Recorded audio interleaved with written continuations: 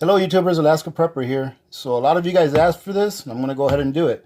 Actually, you guys asked for a review on the Keystone, which I've done in the past, but I'm going to go ahead and compare it to the beef that I canned a few videos back. So if you guys saw my last payday prep, you'll see that this one right here is the one that was dented. So I'm going to go ahead and open it from the bottom to make sure that it's easy to open.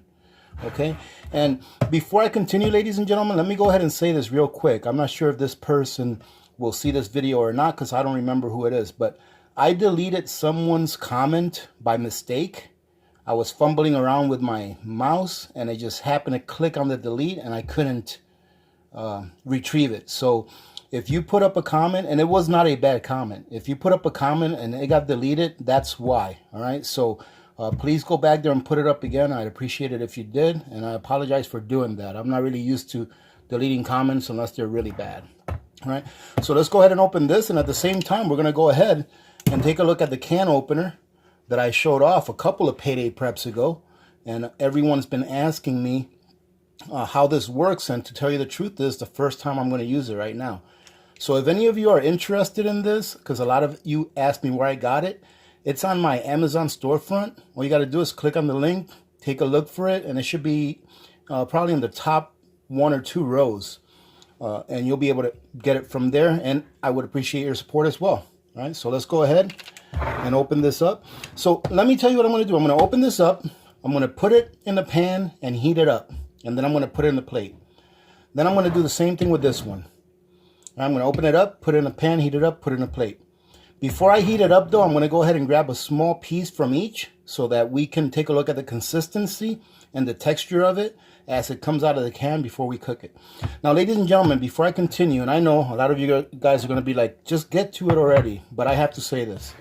If you're handling a can that's dented, you want to treat this can just like you treat your jars.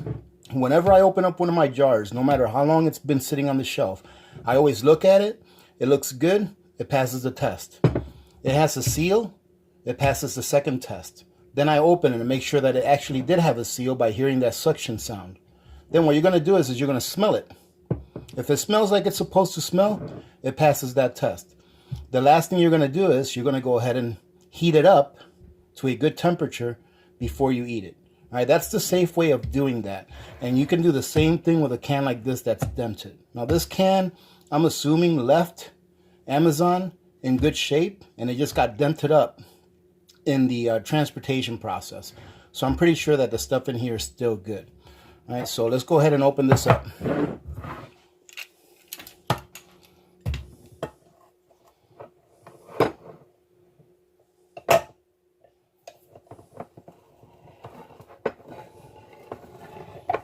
And I'll tell you what, this can opener works very well. Much better than your garden variety can opener that has the small handle. So just from opening this one can with it, I have to say that I recommend it. And it just happens to come with a bottle opener, which is preferred to open your jars as well. So let's go ahead and take a look and see what this looks like. We got a spoon.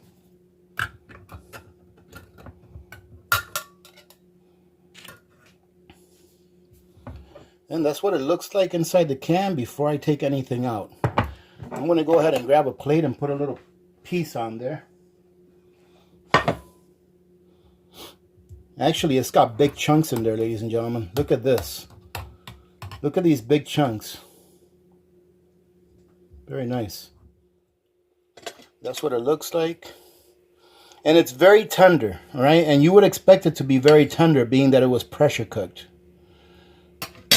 And if you feel it, you know what, this is, I already know, and a lot of people that have actually told me that they went to the Keystone YouTube video and saw how they manufacture these, or how they process these, and it's pretty much the exact same thing that you do when you process them at home, except you're doing it at a micro level, whereas they're doing it at a macro level, meaning a lot of cans.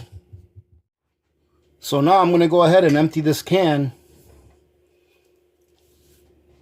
I'm going to empty it with the juices and everything. And as you can see, it still has some beef fat in there, which I actually prefer. As you know, or in case you didn't know, the beef fat does have a lot of the flavor in it. And so that you know, ladies and gentlemen, this is all just beef and sea salt. Those are the two ingredients that go into this product right here from Keystone. So what I'm going to do now is I'm going to heat this up.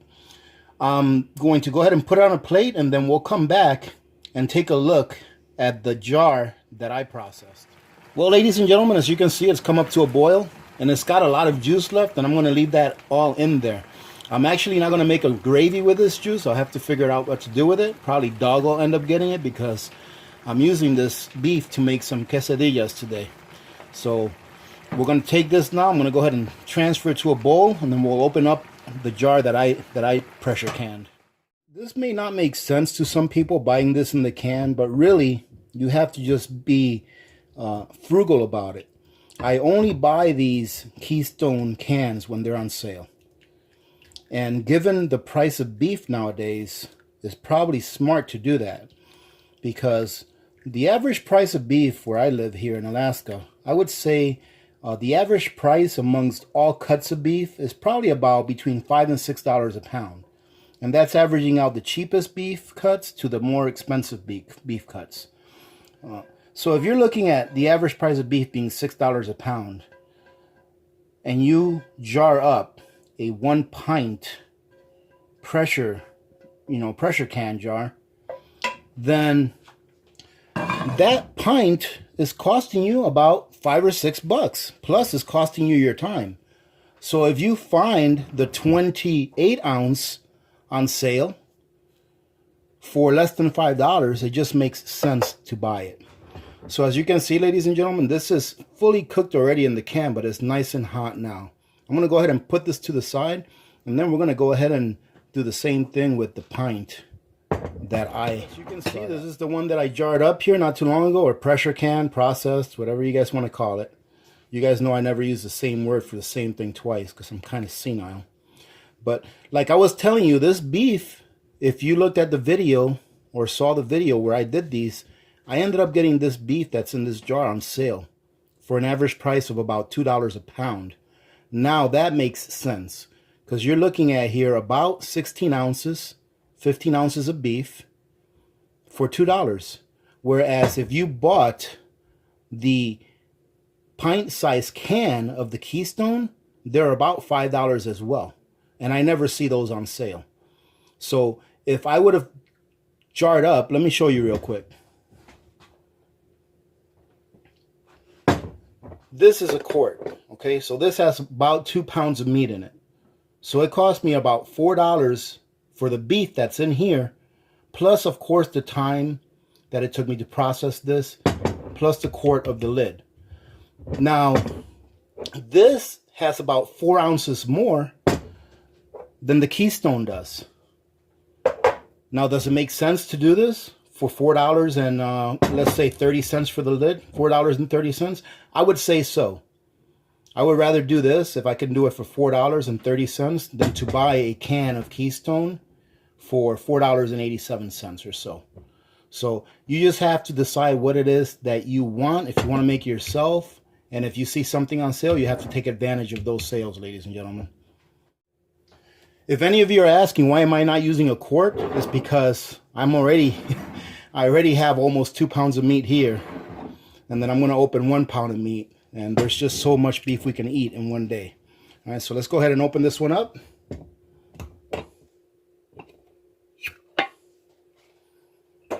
And I hope you heard that little suction sound, which is what you should hear.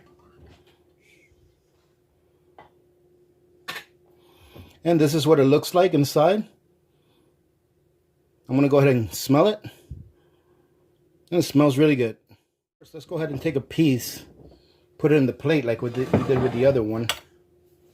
Let me see if I can bring you guys in a little bit.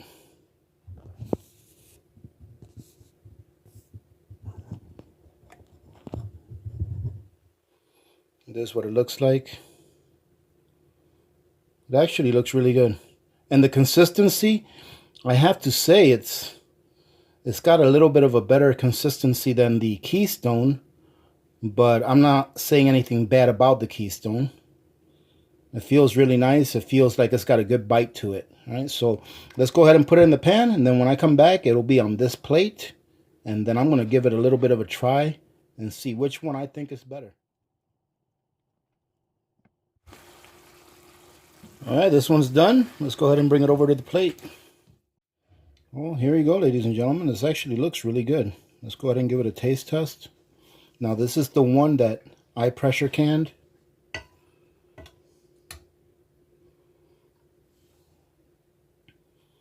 This is what it looks like close up. Just want to look at it. Well, that was really good. Every time that I try this with nothing else, with no seasonings or anything like that, it amazes me that the only thing in this is just the beef and salt, and that's it. Very good. Now let's try a piece of the Keystone. Now the Keystone beef looks like it's a little shreddier. You know, it looks like it's got more shreds. You know, I don't know how to explain it. Here you go. You see that? It looks like it's a little more shreddier. Maybe it's because I cut mine by hand, and these actually go through an auger that cuts it automatically. But let's give it a try and see what it tastes like. These are both just as good. I honestly can tell you that the quality of both of these products are the same. And it's easy for me to say that because, like I said, the Keystone has beef and salt.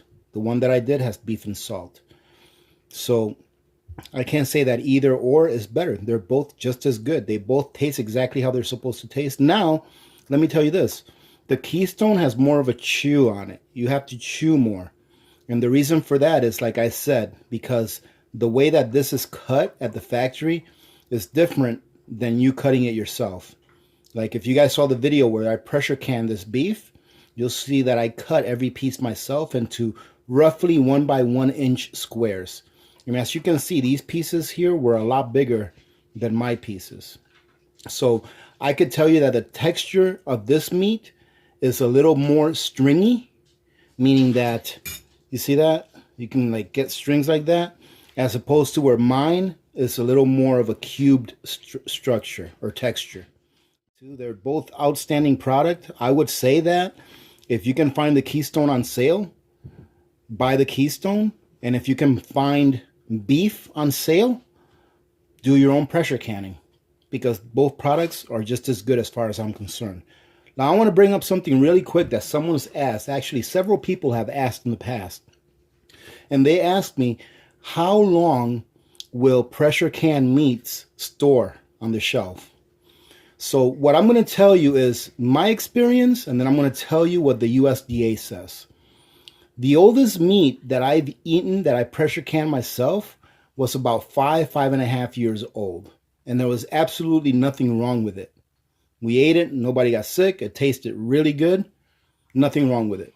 However, it all depends on how you store it. You want to make sure that you have a constant low temperature. Now, I personally feel that the best temperatures that you can store long-term food storage to include pressure canned beef would be anywhere between 55 degrees and like the high 60s. You can go all the way up to 70, but I would say the high 60s. And one thing you have to make sure that you take into consideration is that you want to have a very constant temperature.